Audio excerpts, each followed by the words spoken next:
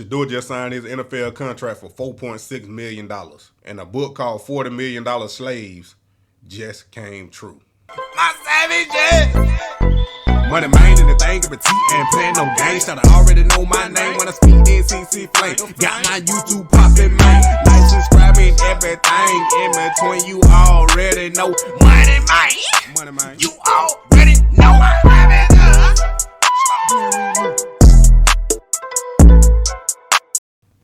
The reason why I say it has come true is because Shedeur is the redemption. He is the liberated prototype. He goes against everything that is a $40 million black slave. He goes against the historical context, the plantation mentality, the lost power, and the agency which $40 million slave black athletes conform to. So Moneymane, how did Shedeur become the liberated prototype? In the book, Roden points out that black athletes often achieve wealth but remain under the control of white-owned leagues, media, and brands. Shedeur broke the plantation model. Shedeur flipped the script by attending HBCU Jackson State before transferring to Colorado with his father, Shedeur Sanders. This move wasn't driven by traditional power structures. It was family-led, black-led, and values-based. He managed his image through social media, direct fan engagement, and deals with black-owned or athlete-first brands, asserting independence from legacy sports pipelines, ownership, and agency. Roden pointed out, despite fame, most black athletes don't own teams, media outlets, or major decision-making platforms. Shedeur has positioned himself as a brand, not just a player. His NIL, name, image, and likeness deals reportedly exceeded $4 million. This before the contract. And he's shown he can leverage his media power rather than be controlled by it. He's turning down deals that don't match his value or long-term vision, showing he's just not a player, but a decision maker. The burden of representation. Roden points out black athletes are often viewed as symbols of progress, but are discouraged from speaking on social or racial justice issues. Shedeur, just like Deion, his father, is outspoken, stylish, unapologetically confident, and refuses to tone down his excellence to make others comfortable. His boldness, whether in interviews, social media, or celebration, challenges stereotypes of how black quarterbacks should act, echoing Roden's call for liberation and cultural pride. Legacy versus system. Roden points out, true progress comes not just from individual excellence, but building institutions and reclaiming community power. Shedeur, the Sanders family, is building a media empire, possibly the most culturally influential black-led family brand in sports. They are reshaping, recruiting, inspiring HBCUs, and shifting how we talk about black leadership in sports, education, and entertainment.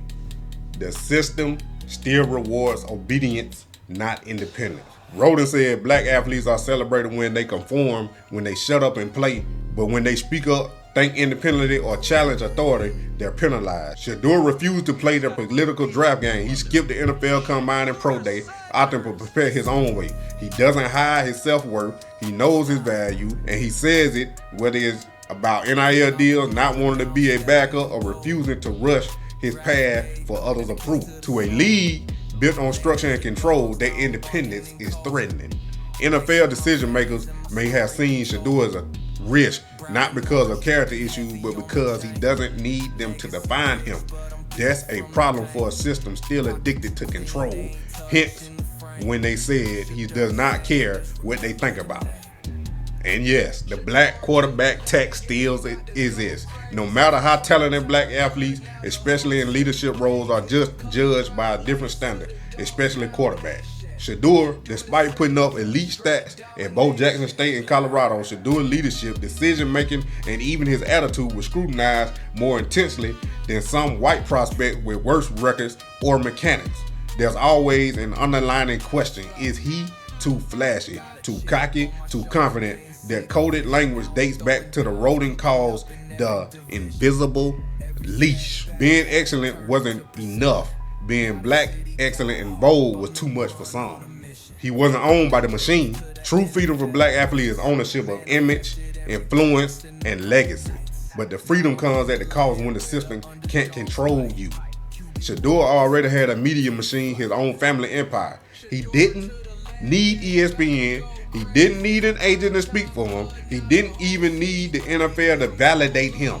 His NIL value was higher than many rookie contracts. He already had power, and the NFL doesn't like when a rookie walks in with it. Shedeur didn't fall because of skill. He fell because he refused to be bought.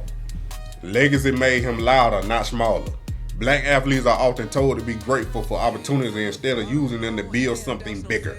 As the son of Shedeur Sanders, Shedeur was never just another player. He was raised to lead, to think independently, and speak boldly.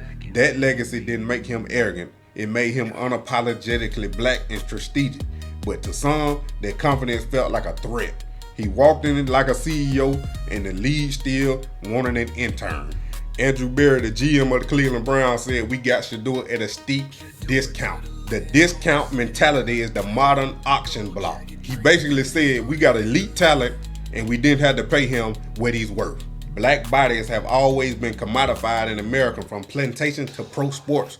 Talent is praised, but value is manipulated. They didn't reward his independence, they monetized his fall. Steep discount equals systematic undervaluation of black agency.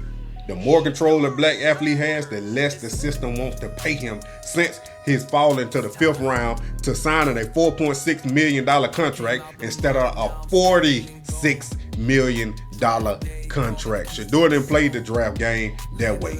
He didn't perform at the combine. He didn't submit to being molded by scouts, so the market punished him. The NFL said he wouldn't let us evaluate him, and then we pay him like a backup. But you're not discounting his talent, you're discounting his freedom.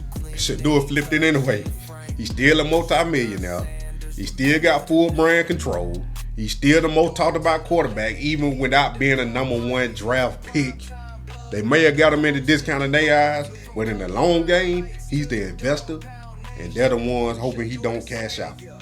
This is why Shedeur is the liberated prototype. He's the answer to the system. Rodent exposed a new kind of athlete who knows his worth before a contract gets signed, leverages his platforms, not just his performance, is coached by legacy, not controlled by institutions. Now I'm throwing dimes, cooking up in every division.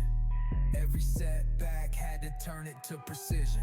Now the city got hope. I'm the one on